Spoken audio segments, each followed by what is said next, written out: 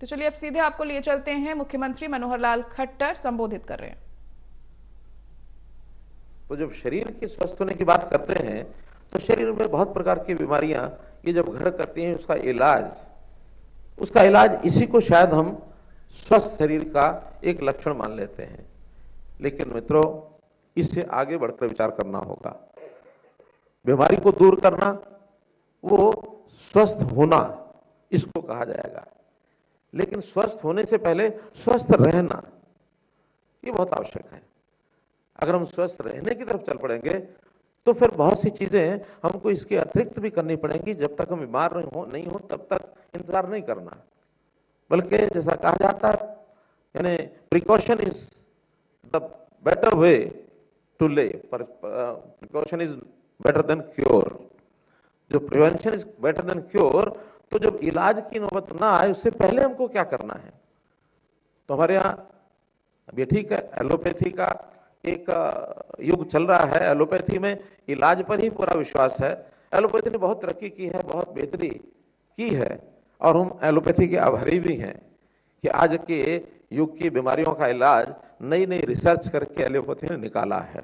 लेकिन फिर वही वो हमको एक प्रकार से बीमारियों से इलाज करके स्वस्थ होने की ओर हमारा लाभ पहुंचाते हैं। लेकिन स्वस्थ रहने की ओर इसमें जो हमारी प्राचीन पद्धति वो है आयुर्वेद, और उसको अगर बहुत विस्तार से करें वो है आयुष। नॉट ओनली आयुर्वेद, बल्कि उसमें नए आयाम भी जुड़े हुए हैं। उसके अंदर आयुर्वेद है, योगा है, उसके अंदर यूनानी पद्धति है, उसमें सिद्धा पद्धति है, उसमें होम्योपैथी है, कई सारे उसके सिस्टम हैं। इन सब को भी हमको डेवलप करना पड़ेगा ताकि हम बीमार हो ही ना। हमारी सरकारों का बजट, हेल्थ का जो बजट है, वो इलाज करने की ओर तो बढ़ रहा है, लेकिन स्वस्थ रहने के लिए जितने आयाम खड़े करने चाहिए उधर हमारा ध्यान कम है।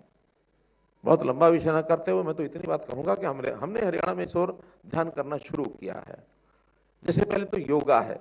अब प्रधानमंत्री जी का मैं आभार प्रकट करता हूं कि उन्होंने जब 2014 में यूएनओ में योग को अंतर्राष्ट्रीय स्तर के ऊपर ख्याति दिलाई।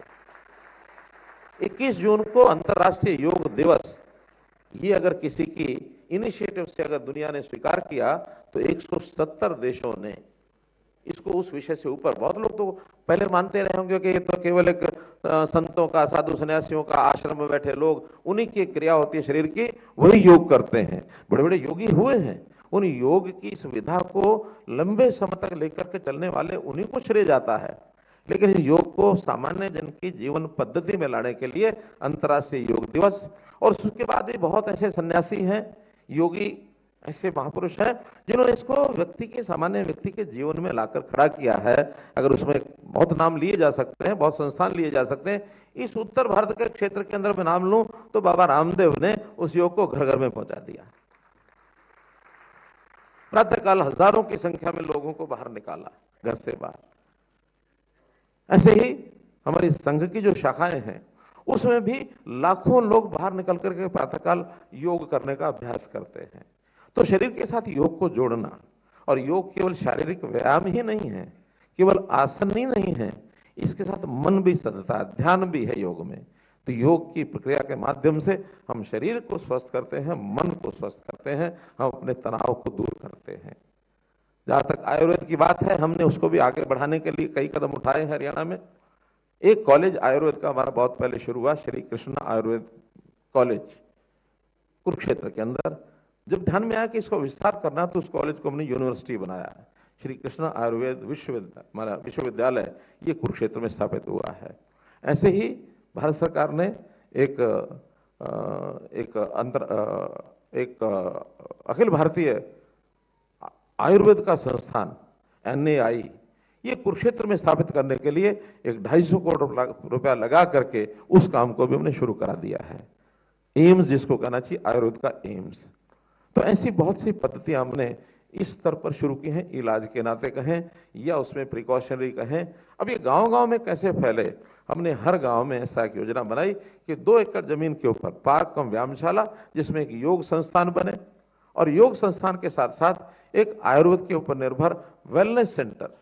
अब वेलनेस सेंटर्स की भी आवश्यकता क्यों पड़ती है कि आदमी को जागरूक करने के लिए बहुत सी चीजें उसको बतानी पड़ती हैं। रहन सहन कैसा हो, खान पान कैसा हो। खान पान के कारण से भी हमारे शरीर में बीमारियां खूब आ रही हैं। अगर हमने अपने खान पान को इस नाते से सुधार लिया कि आहार ही औषधि है, अभी तो पिछले काल में ऐसा कुछ क्रम चला, हमारा आधार ही हमारी बीमारी का कारण बन गया। देश में अन्न की कमी हुई 60s में, एक रेवोल्यूशन आया, ग्रीन रेवोल्यूशन, हरित क्रांति, अन्न बढ़ाया जाए। अन्न बढ़ाने के लिए विभिन्न पद्धतियां उपयोग की गई कि उसमें केमिकल जो खाद है वो डाले गए, पेस्टिसाइड्स डाले गए, और उस केमिकल मैन्योर और पेस्टिसाइड्स के कारण से उसकी जो गुणवत्ता है, अन्न तो बढ़ गया, बहुत बढ़ गया, हम आत्मनिर्भर बन गए, लेकिन अन्न की गुणवत्ता खराब हुई। वो अन्न जब हमने खाया तो हमारे शरीर में कैंसर जैसी बीमारियां, ब्लड प्रेशर जैसी बीमारियां, डायबिटीज जैसी बीमारियां, इसका लेवल बढ़ गया। बहुत लोग कैंसर से पीड़ित हैं। खराब इस एक प्रकार से जमीन में से जो केमिकल्स के कारण से अन्न खराब हुआ, पानी खराब हुआ, उसका उपयोग करने से। अगर हमने प्राकृतिक पद्धति से, ट्रेडिशनल सिस्टम से, अपने जो प्राकृतिक खेती होती है, ऑर्गेनिक खेती होती है, इस ओर बढ़ करके अगर हम अन्न पैदा करेंगे और उस अन्न को खाएंगे तो फिर अन्न ही औषधि का काम करेगा।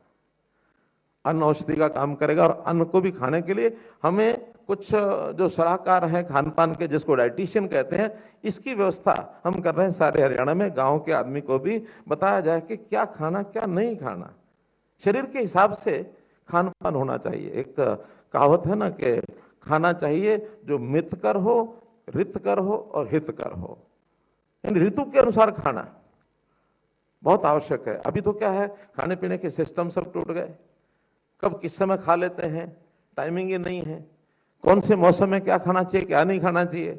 आजकल प्रिजर्वेशन के नए नए तरीके आ गए हैं, कोल्ड स्टोरेज हो गए हैं, तो ऋतु के हिसाब से खाने पीने का जो सिस्टम होता था वो भी प्राचीन पद्धति के अनुसार हमको आना पड़ेगा।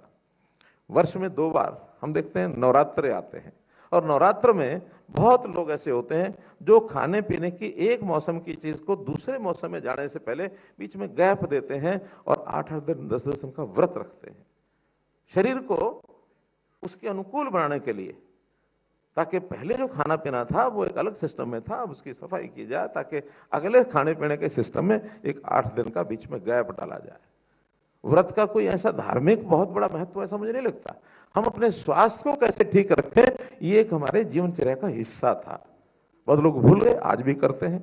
और मैं आपको एक हैरानी की बात बताता हूँ, अपने प्रधानमंत्री नरेंद्र मोदी जी 9 नवरात्रे जो पहले काल में आते हैं अप्रैल में, जब नया अनाज आता है उससे पहले पुराना अनाज तो समाप्ति पर होता है, तो बीच में 9 दिन का ऐसे ही 9 दिन